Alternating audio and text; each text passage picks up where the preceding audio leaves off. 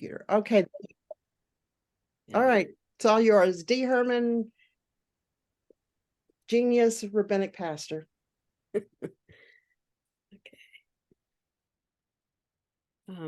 Okay, I'm going to play a little bit of a beautiful song that I'm going to sing along to, but it's always helpful to get it started. Here we go.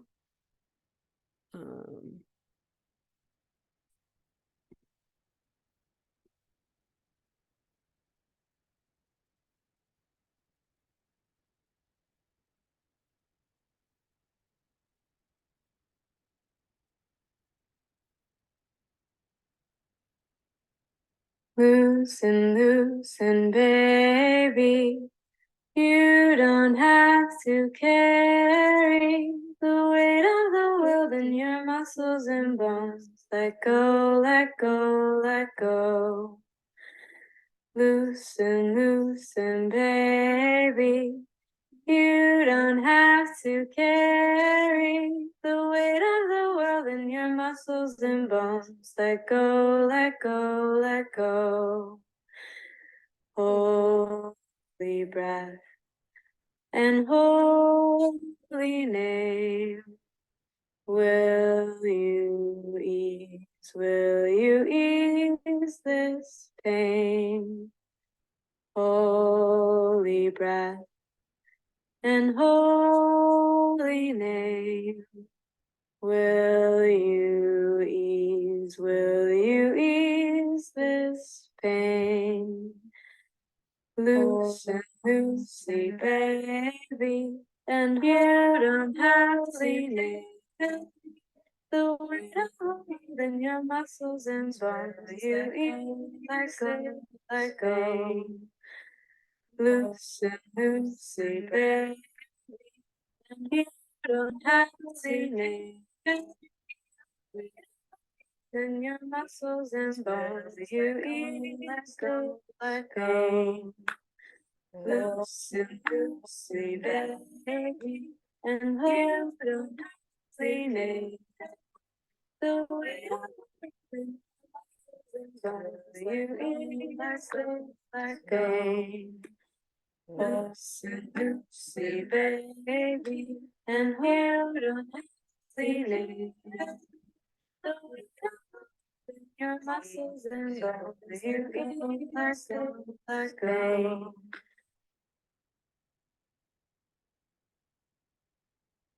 So I think this is a wonderful way to introduce the subject of self-care, especially self-care for clergy.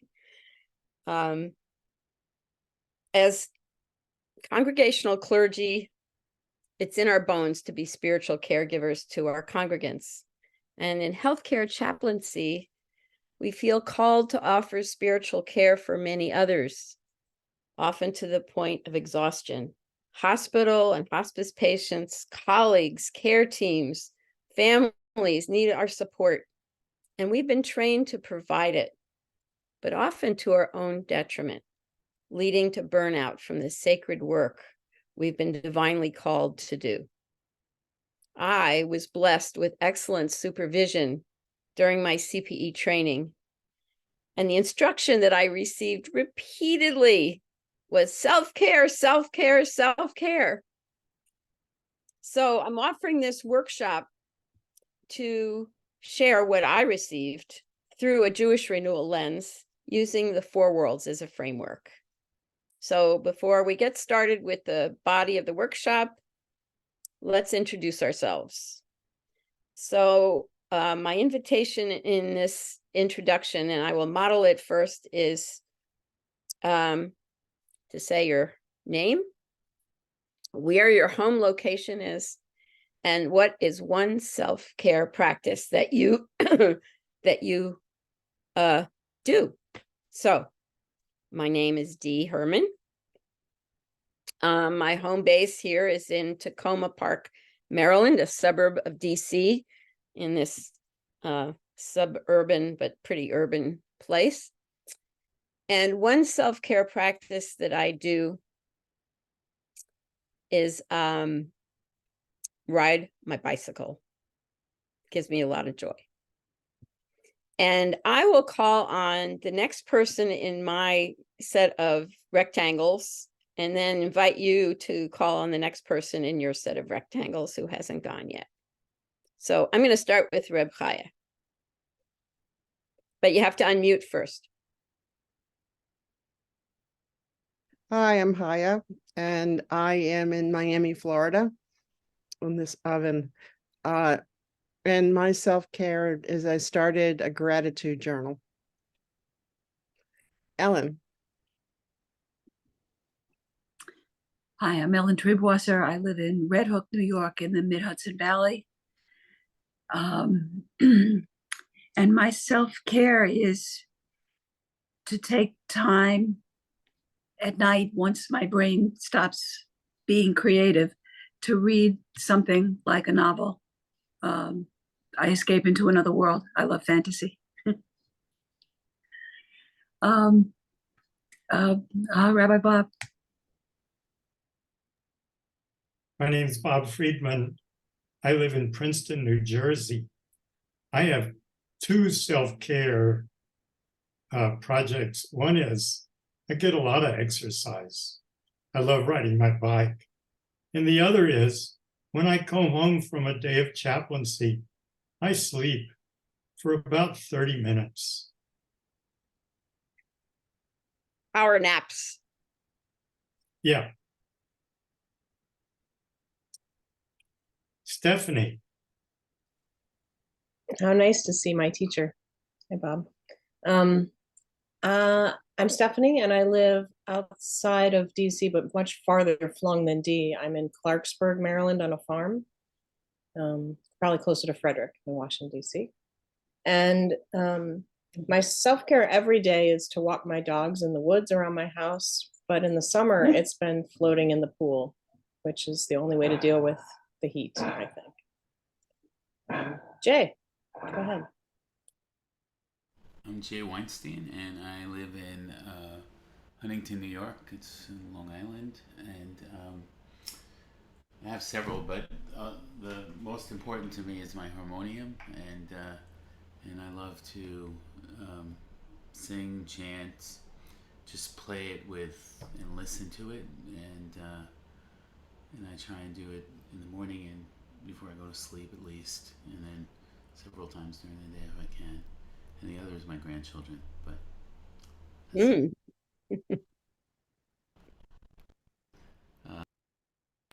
Carl.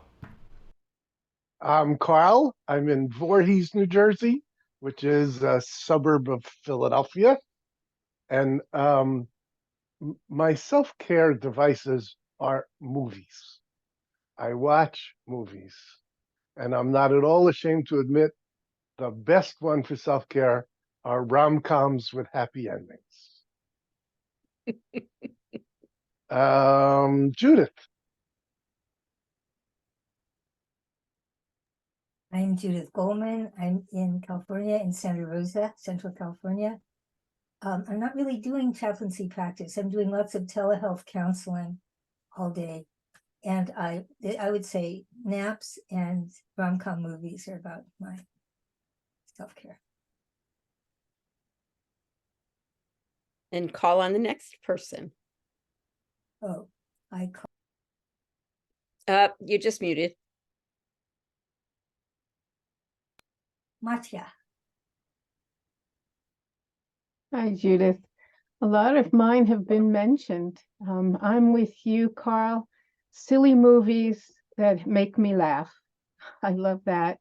I also have a labyrinth in our backyard. So on good days, I walk the labyrinth. And on rainy days, we've been getting a lot of those. I sing. Go inside and sing loudly.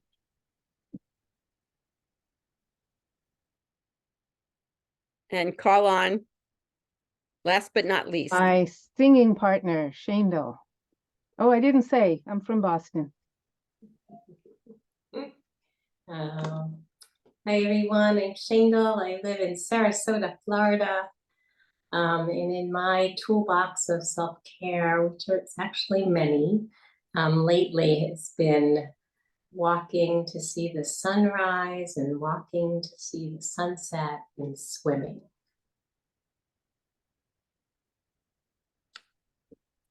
Thank you all. So we're going to look at the topic of self-care through the Four Worlds framework. We're going to start with ASEA, the physical.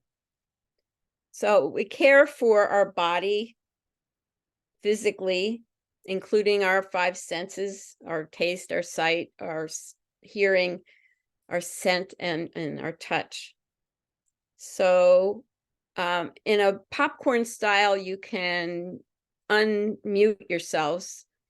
Name some of the things that come up for you when you think about caring for yourself physically. Some of you have already named it through exercise and walking, etc., and biking. But what are some of the other things that we do that involve our ASEA realm? Jane Fonda's 30-minute workout. Yeah, great. Music, Yoga, music, Massage. music, massage. Cooking. Ah, great. Cooking and eating healthful foods. Yoga also, restorative yoga. Yeah. And some dancing. Nobody's mentioned that yet. How we take care of ourselves with good medical care, if we are so blessed to be able to afford good medical care. And how we take care of ourselves with our financial health, which affect our physicality as well. Having a safe and healthy sex life, and having mechanisms for dealing and coping with stresses, however those affect us. So our five senses are nourished when we take time to notice and savor what's before us and surrounding us. We need to refresh our senses and to do it with kavanah, with intention. Rabbi Nachman talks about going outside to pray. And one way to do that is forest bathing. Have any of you ever done forest bathing? Wilderness Torah in California, when they do their Tu B'Shvat in the redwoods, one of the exercises at that beautiful day in the woods, in the redwoods, is to be on the ground and make yourself a little hole and lay down and put your face right in that little hole and breathe in the energy and the scent of the soil that's nourishing those huge trees. And I've done it and it's amazing. But you can just take a walk out amongst trees in a park and get that sense of connectedness. One of my daily practices when the weather's good is to go outside. I live near a hiker-biker path that goes alongside a creek, and I have my favorite tree that I go in and commune with. And I stand with I did it this morning. I stand with my back against the tree, holding the tree and feeling an energetic exchange. And it juices me up. So we're going to do a little exercise, and that's what I'm going to be doing in these 4 parts of this workshop. We're going to be doing some exercises, different modalities. So this exercise is for the next 2 minutes. I'm going to set my timer. I want you to turn off your video.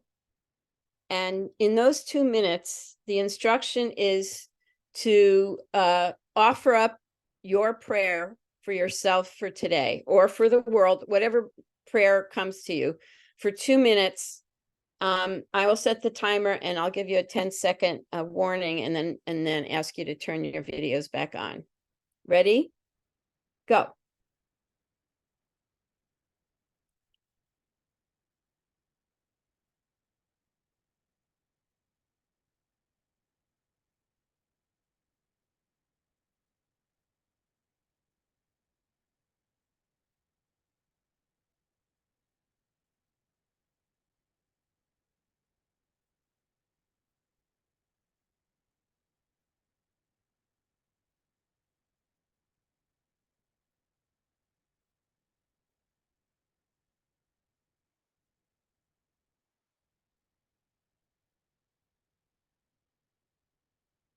My prayer for today is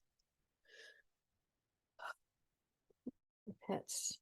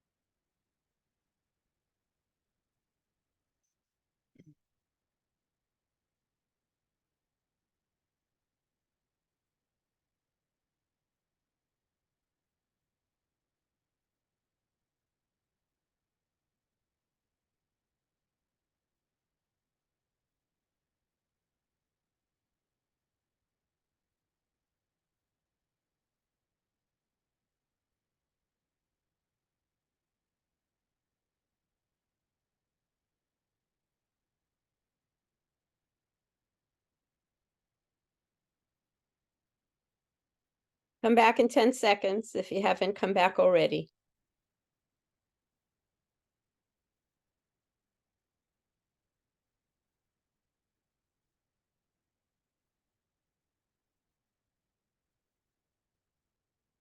Great, thank you.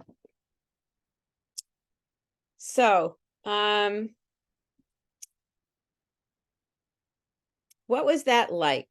If anybody wants to share what that was like for you, if it was familiar, unusual, if anything surprised you, anything that you might feel called to share with this group, you can unmute yourself too. So in the world of Bria, emotion, feeling, we are caring for our emotional health. Some of us may do Musar, psychotherapy, focusing, psychodrama, playback theater, other practices that care for our emotional health and how it affects our relationships. How do we improve communication with those we love and those who we disagree with? How do we recognize our feelings and express them, which is often a challenge for a lot of us in our society because we haven't been given, I think, as Judith's brother wrote about, emotional intelligence, right? We have to keep getting educated about this. So, and speaking also to what you brought up, Judith, about our despair about the climate crisis, and I'm a climate activist. I've been dealing with a lot of those emotions for many, many years. We need to not only acknowledge our our feelings, but we also need to have a safe place to express them. And the work of Joanna Macy, if any of you are familiar with her or not, she does a lot of that work where she creates safe, intimate communities where people can first express their gratitude for all that we have, and then to be able to, in a safe place, be able to acknowledge our despair and our grief and express it so that we can be able to shift our perspective and then step into our divine roles of how are we being called to do this healing work that needs to be done. So, and to do this without being judged, because a lot of us find that, you know, in our culture, we can't even express our grief when someone dies for however long we need to, because people are saying, all right, get on with your life or go back to work or whatever it is. We have to take a stand for ourselves and support each other in this, especially as clergy, supporting our communities and our patients if we're in the healthcare setting. And we also need to be mindful of setting and keeping our boundaries. When Reb Eva and I set out to teach this class during the Smicha week last month, prior to that, we sent an email out to Ohala faculty and asked what kinds of issues did they see were ripe for doing work in self-care. And one of them was boundaries, boundaries, boundaries. So we need a lot of help with that. Another thing is forgiveness. And this time during Elul is our time of preparation for Teshuvah. And, you know, working on forgiving others, but also working on self-forgiveness. That's one of the hardest places that challenge us in our lives, to be able to forgive ourselves and to come to realize that each of us is a whole person and is enough and is good. And a lot of us grow up with it. I'm not good enough, or am I ever going to be good enough? Whatever that good enough definition is, and who sets that definition out for us. So I want to share a ritual of forgiveness that I took on or did several years ago. I had noticed for many decades, I'm now 70, and for many decades I held on to old feelings, old hurts and old angers towards someone in my family, my extended family, who was an abuser. And I experienced it, and I saw him do it to other people. And I was so angry and so wounded that every year come the high holiday period, and I'd be trying to figure out how do I work through this forgiveness process. And I would do whatever I felt I was able to. But by the time Yom Kippur was over, I didn't feel any better. I didn't feel like I had moved through something. I was still holding it. So as much as I might say the words, there was still an energetic in me that was still present and boiling. So when I was a hospice chaplain, I one year decided there must be something that I could do. Maybe I need to do a ritual. So I talked about it with my mashpia, and my mashpia suggested that I write a letter to this person. I didn't have to mail the letter. Of course, if this person was no longer living, I wouldn't be able to mail it anyway. But the idea was that I would write this letter and take it outside and dig a hole and bury it. Well, I went to talk about this with the grief counselor in my hospice agency, and I described this, and her response was, no, you don't want to go and bury a letter. You've been burying this whole thing for all these decades. Oh, yeah, well, you're right. So I happened to mention it to my son, who's now the one who just got married 2 weeks ago, Ben, and he's a very wise old soul. And when I talked about it with him, he said, Mom, why don't you plant some seeds? You could do a ritual when you plant some seeds and then have something grow, like flowers or something. And I really liked that idea.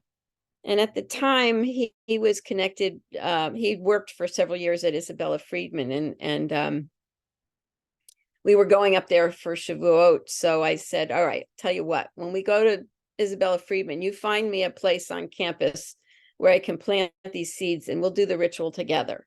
So he took me to a spot and I dug a little hole with a stick and I did some chanting and said some prayers, and he offered some of his, and he bore witness to my process. And then I planted these seeds and covered them up, and I was all done. And I have to tell you that I felt lighter after I physically felt the change. And when I went back to work the following week, at least 3 different people at different moments said to me, Dee, you look different. What's going on? So it was really a physical shift. So I just wanted to share that because, you know, as all of us have been learning through all of our associations and trainings through this wonderful seminary, we've been exposed to rituals of all kinds, and we hopefully have the skills to do these kinds of things for ourselves, not just for other people. So we're going to do an exercise now for Bria. And I'm going to suggest a couple of prompting questions. Get your journals ready. And these are the prompts. Recall one or more incidents from the past year or before when you felt angry. Who or what triggered your anger? What physical symptoms did you experience? Like a clenched jaw, a stomach ache, maybe a rapid heartbeat? Were you feeling other emotions at the time? Maybe you were fearful, exhausted, or something else? Were there other issues underneath your anger? And have you ever noticed a pattern to how you've responded when you've gotten angry at something? So I'm going to repeat the questions, and then I'm going to give you a timed journal exercise. We're going to do it for about 9 minutes. So recall one or more incidents from the past when you felt angry. Who or what triggered your anger? What physical symptoms did you experience? Were you feeling other emotions at the same time? Were other issues underneath your anger, or what issues were underneath your anger? And did you notice have you noticed any kind of patterned response when something's made you angry? Any questions? All right, so take the next 9 minutes to journal. You can either keep your video on or off. And I'll give you a minute warning when it's a minute left. And all right, we will carry on. All right, where am I here? Oh, I had forgotten. I'm sorry. I forgot at the very beginning when I did the opening to talk about the community covenant. And you guys are pretty adept at this, but I should say for the record, what is said in this group stays in the group. And if anybody says something that spurs or provokes thoughts or feelings in somebody else, you can ask the person if you can ask a question about it or respond, but it's up to the person who shared to make that decision. I'm Judith, go ahead. Yeah, in about 10 minutes, I have to take 10 minutes to do some husband care, and then I'll be back. Okay. That's fine. We're going to take a break in about 10 minutes for a few minutes. And has his hand up. Go ahead, Chaya. Bob, you wanted to say something? I have a question to ask, and if my question is going to derail your plan, then just say, let's deal with that later. Okay. And the question is, I have not found that being angry has been one of the say so. Okay, I like the question. I will try to get to it later. I'm writing it down so I don't forget, or I might ask you to reiterate it a bit later. Thank you for bringing it up. And time-wise, we're about 9 minutes before the hour. I'm going to start the third round of the Yetzirah teaching. You're caring for your mind, for your mentality, for your knowledge, for your cognitive health. So the questions are, what feeds us? What feeds our minds, helps us integrate knowledge into our daily lives? Where do we seek our information from? And where do we know that there are trustworthy sources for information and news, so that we make decisions with knowledge and not blindly go with the crowd. And what I want to do is a little exercise in Chevruta. We're going to do this in breakthrough rooms for just a short time. I'm going to put you in breakthrough rooms with a partner, and the prompt is, say to your partner, you'll take turns, I know for sure that ... You're going to say it to your partner, and you're going to say repeatedly, I know for sure that, and whatever that is, until you run out of things, or until your minute is up. Okay? Any questions? I know for sure that. All right, I'm going to put you in break. We call them breakthrough rooms, not breakout rooms. A minute for each of us. Yeah, a minute for each of you. I think that we'll do that so we can get to our top of the hour break soon. All right.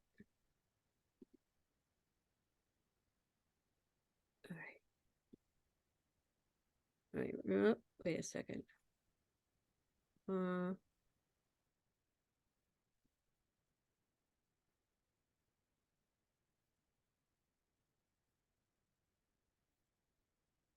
Did I do this right?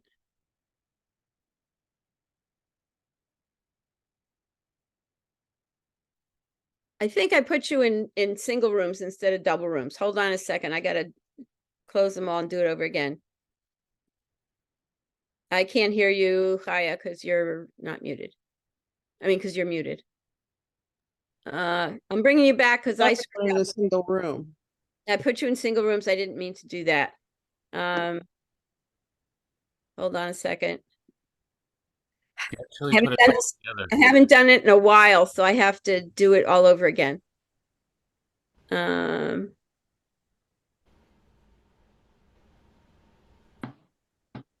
right, recreate. 4 rooms. Okay. Did I do the math right? All right, we're going to be in a room of... So it's just you and me, Dee. Okay, that's fine, because there were going to be 10 of... Okay, we're good. So you and I can do it, and I'll time you for a minute, and then I'll time me for a minute. Go for it. I know for sure that. I know for sure that Donald Trump is guilty.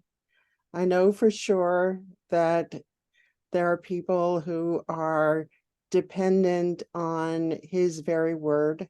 I know that white nationalism is prevalent. I know that Ron DeSantis is an idiot. I know for sure that I hate being in Florida. Well, not so much, but for the most part. I know for sure that there is climate change. I know for sure that we are not headed in the right direction. I know for sure that I am totally saddened by the world, and I know for sure that we are headed into 1930s Germany. I know for sure that most Republicans, not all, but most of them are white supremacists. People. Okay, your time's up. Okay, DeBarty. My turn. I know for sure that the climate crisis is human caused. I know for sure that human beings have the capacity to turn things around if there's a collective will to do so. I know for sure that my cat Hobie, whose picture is behind me, was my spirit guide. I know for sure that I'm living in a privileged culture of being white and having the resources that I have. I know for sure that the world is troubled. I know for sure that there are authoritarian bullies at the leadership helm of many countries, including I don't have to go into all the includings, but there are many, and that I know for sure that people do have the capacity. Whoops, that's the end of my minute. I have to bring everybody back. Do you want to just briefly say what you were going to say? No, it's okay. Okay. All right. Shamati then. Shamati, DeBarty.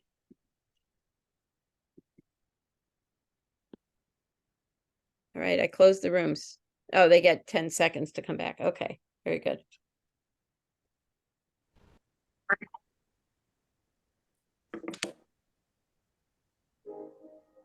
Okay, welcome back. And everybody's unmuted. You can stay unmuted if you want to just pop your response to what that exercise felt like.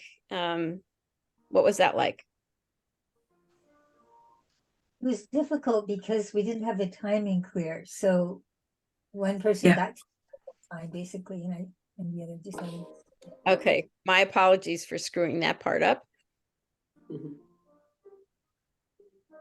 It was hard. It was hard to like really know for sure, like, yes, the sun's gonna rise, the sunset, but as I was going through it, it got more difficult.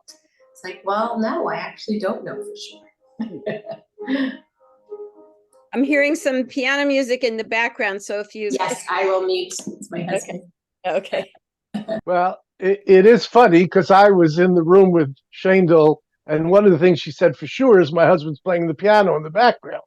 And I said, how are you sure? In my head, how are you sure that he just didn't put on a recording and go out for a walk? That literally was my thought, that all these things that we're sure about. And my intention when we started, and I started this way, was to do things that were a lot less obvious. So Shangel just mentioned, I know for sure the sun will come up. I know for sure the sun will go down. And my first thought was, I know for sure climate change is real. And I know for sure that the Republican Party has lost its way. So those are very things that I would know for sure. But if I met someone else on the street, they would not know for sure. Or they would know something that was different than the things that you were saying you're sure about. Yeah, they would know different. They would have different truths from my knowing for sures. I felt the same way, that the person I was with shared some of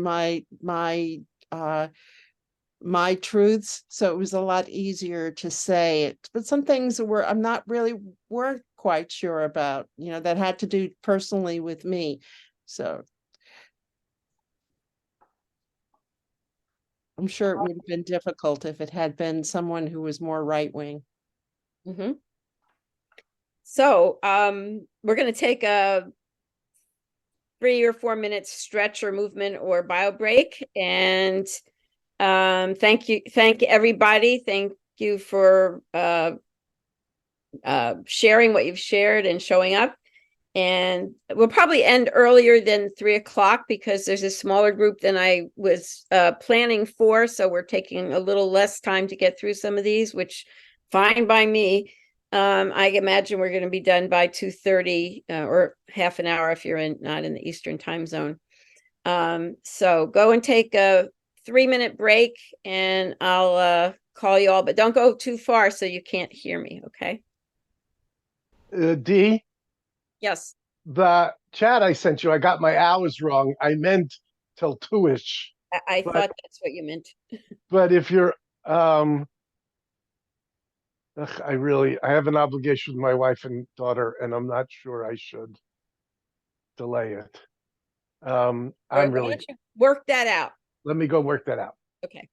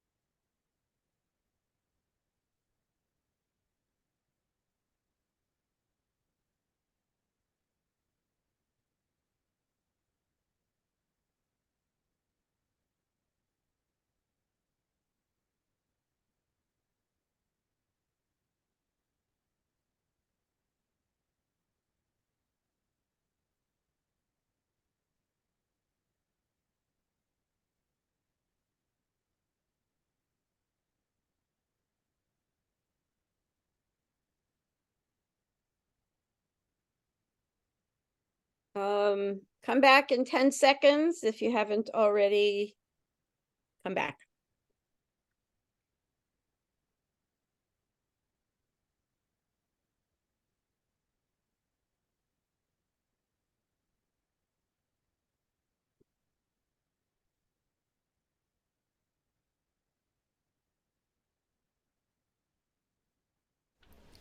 I know. Oh, I know for sure that it's beautiful outside where I live, and I know for sure that Ruffles potato chips are delicious. well, you could just do With an appetizer. sprinkles, okay? What'd you say, Kaya? We have this thing, the ice cream with sprinkles. Ice cream with sprinkles, yeah. I know for sure that Trader Joe's coffee bean blast is the best ice cream in the whole world. So there. We're just waiting for Judith, well, Judith said she had to go and attend to her husband for a few minutes, and Carl's trying to figure out whether he can stay for the last little bit or has to go and do something with his wife and daughter. So I guess the question I wanted to ask from the last exercise, besides whether anything surprised you about what you know for sure, has that changed in your life from what your own sacred story? Do you tell it verbally? Do you write poetry? Are you a jokester? Do you tell it through humor? movement, art, song, chant, meditation, whatever means.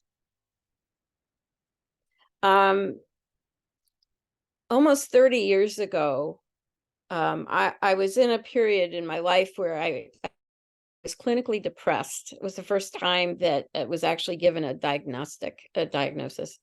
And I went on medicine and I was just starting to feel a little better. And one day I got a call from my rabbi's secretary. She said, the rabbi is going to be doing something called Sacred Story Shabbat. He's inviting a few members of the congregation to step up to the bima on a Friday night at Kabbalat Shabbat service and share their sacred story in response to a question that he's put together related to the Parsha of the week. And he's asking me to ask you if you would be one of those members on the bima. Now that that invitation was for something like 6 weeks hence. And I said to her, and she said the question that he's posing to be answered is, sacrifices I have made along my way and wisdom I have gleaned. My response to her was, that's a very difficult and heavy subject for me. I need some time to think about it. I'll have to let you know. And she said, you need to call me back and let me know tomorrow, because if you can't do it, I have to find somebody else, because the synagogue newsletter deadline is coming up and I have to get something into the newsletter. So I went to sleep on it that night and I woke up the next morning and I thought, well, maybe if I get up and answer that and tell my story, maybe it'll help some other people. So I called her back and I said I would do it. And so for the next 6 weeks, I had an opportunity to kind of contemplate what it was that I wanted to share.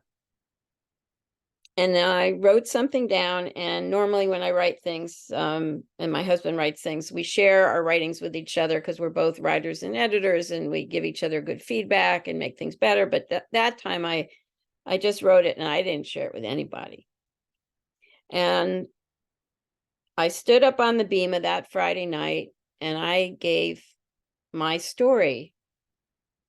And by that time I had come to the realization that I was doing it really for myself. It wasn't for other people. But if in the process of telling my story, if it did help other people in some way, then so much the better. And what I learned from having done that was, first of all, it was a catharsis for me. It really was a healing. And secondly, people started to come up to me after I did it. And they started saying things to me, like one woman said, you have no idea what your story has meant to my family. I said, well, what do you mean? Now, the crux of my story was that I grew up in a family where my parents were both handicapped, and I was their caregiver in many ways, and it formed me. And Eve. We're coming to the conclusion of this workshop, Eve, just to let you know, but welcome anyway. Getting on. I'm glad at least I get to see you now. Okay. I'm sorry you had a hard time getting on. So I said in my story, I was talking about my mother having had MS from the time that she was pregnant with me. And I grew up with her in constant decline. So this woman came up to me afterwards and said this comment to me, like, you have no idea that your story has had an effect on my family. And I said, what do you mean? She said, well, my grandson is becoming a bar mitzvah tomorrow. And she said, my daughter has MS. And she had a couple of children and then got diagnosed and then had another child. And it's really had a very strong effect on the whole family, the extended family, as well as her immediate family. So thank you for sharing your story. I said, well, you're welcome. Thank you for sharing that. And then somebody else came up to me, and he was one of the founders of the congregation, an esteemed judge in the community. And he came up to me and he said, you know, my mother had MS. I said, no, I didn't know that. He said, yeah, that's why I'm a really good cook, because my mother could not cook. She sat in her wheelchair and she gave me instruction on how to prepare food. And I had known this man for years, but I didn't know that about him. And, you know, I think about how in congregations where, you know, you go to services, you greet your friends in services, you might see them during an oneg and have a little oneg chat, but you never really get into some of this deep stuff. And having a moment on a bima like that to share a sacred story and be witnessed by members of the congregation who are listening and not judging is a way to make connections on a very deep spiritual level. And there was a third person who came up to me and she said, my husband is having a really hard time dealing with his relationship with his mom. Would you mind spending some time one-on-one with him so maybe he can share some of what he's going through? And I said, I don't mind. And the next Sunday, when our kids were in Sunday school, he and I just took a walk. We walked around the perimeter of the synagogue property about 5 times while he gave over to me his woes, and just felt a sense of relief because somebody was listening with an attentive ear and not making judgments about who he was or what his story was about. So that's all to say, I feel it's really important for each of us, whether or not we're clergy, but I think particularly as clergy, when we're listening to other people's stories so much and we take in whatever we take in, and we have to be very conscious about our boundaries, of course, that we also have a safe place for telling our own stories. And some of it may be through poetry, some of it may be through writing, some of it may be through storytelling in a venue, whatever it is, that it's really important. So the last exercise we're going to do, I'm going to give you some time for some, we'll do a guided meditation. And afterwards, I'm going to give you some prompts to journal on. Okay, you ready? All right, so in your chair, get comfortable. Put your feet on the floor. Don't cross your legs. Relax your arms and your hands in your lap. If you're comfortable, close your eyes or look down with your gaze. Take a deep breath, or 2 or 3. And for each inhale, hold it for about 4 seconds before you slowly exhale for 4 or 5 seconds. And as you're starting to relax into your breathing, begin from the bottoms of your feet. Focus your attention and your energy in your toes, and then move towards your ankles, and move the energy from your ankles through your shins and your calves to your knees, from your knees to your thighs, from your thighs to your groin, to the lower part of your torso, to all of your organs, kidneys, spleen, liver, your stomach, moving your energy up to your lungs, your heart,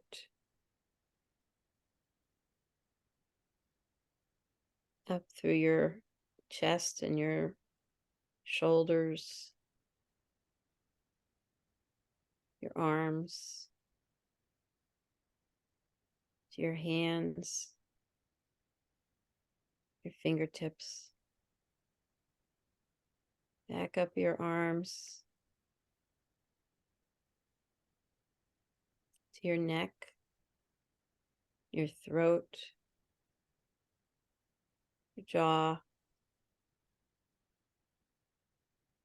all your facial muscles, all your sensory organs, all the orifices, the 7 openings that take in the outside world's images and sounds and scents and tastes, up through your skull and out through the top of your skull, as if there's a cord between the top of your skull and the heavens.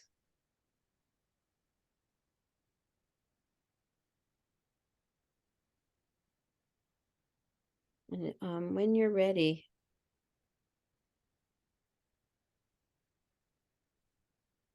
take another couple of breaths and take your journal. For the next few minutes, these are your journal prompts.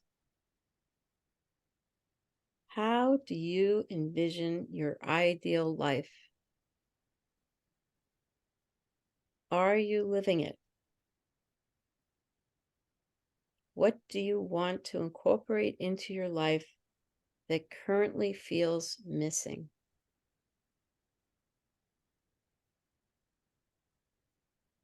What do you do for joy?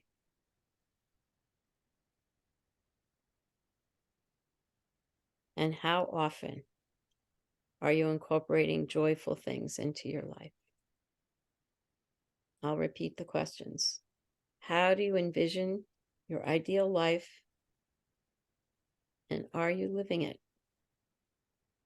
What do you want to incorporate into your life that currently feels missing? What do you do for joy? And how often do you bring joy into your life? I'll give you 5 minutes.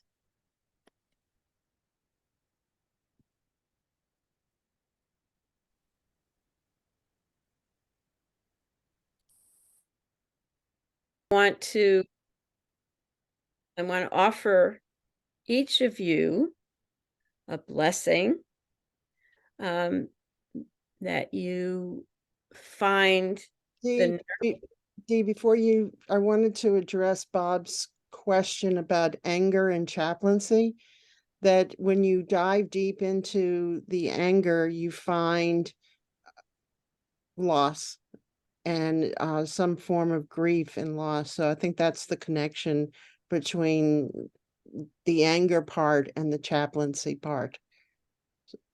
DeBarty. Thank you, Chaya, for bringing that up. And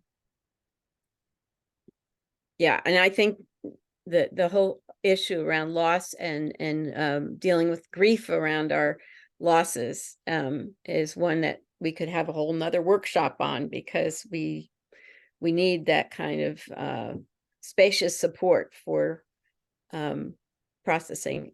And by George, we are having one in October.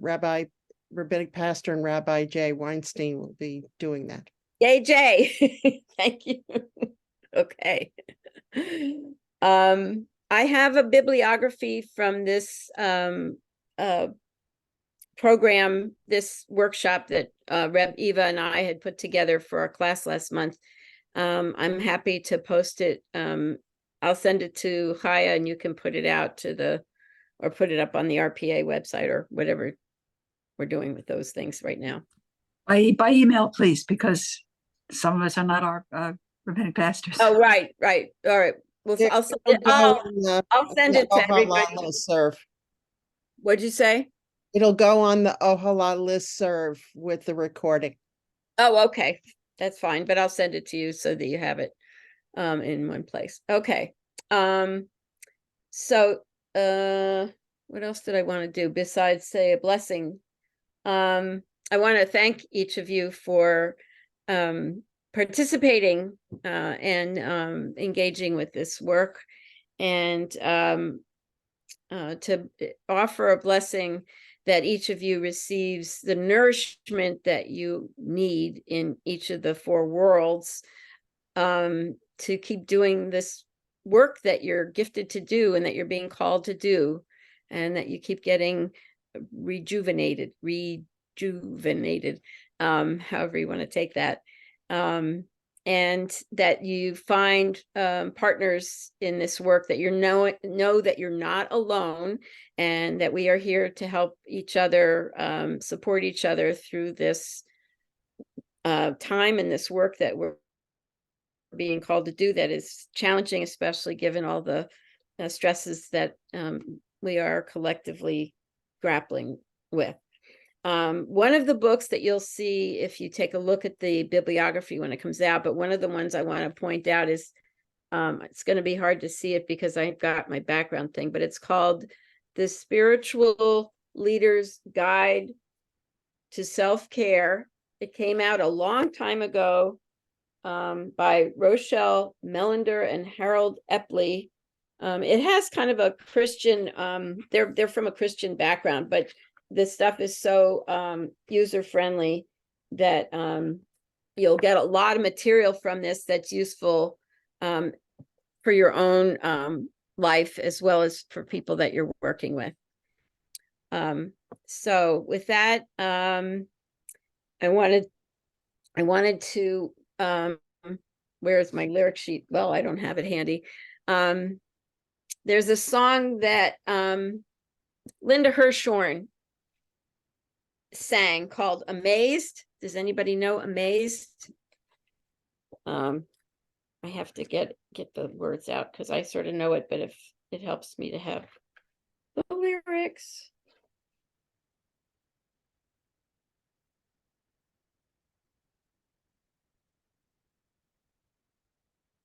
All right, I can't find it easily. I don't want to take up more of your time.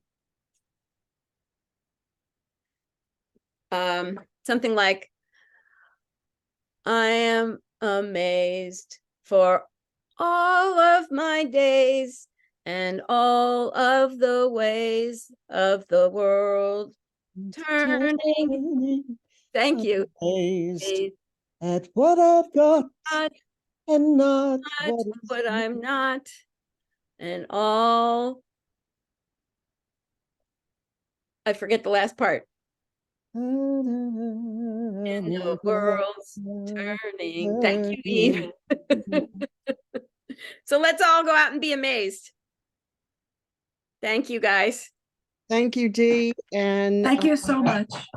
and thank you for everybody for being here. The recording will be on the Ohala listserv and the Rabbinic Pastor listserv. And I just want to wish everyone a Shana Tova, happy, healthy New Year. May it be boring. We'll see each other later in September with Rabbinic Pastor Shandel Khan. Thank you for joining us. Thank you. Lightly. Thank you, Dee. Important Glad I was able to reminders fit in in this at the busy last season. minute. Shavua Tov, everybody. Tov.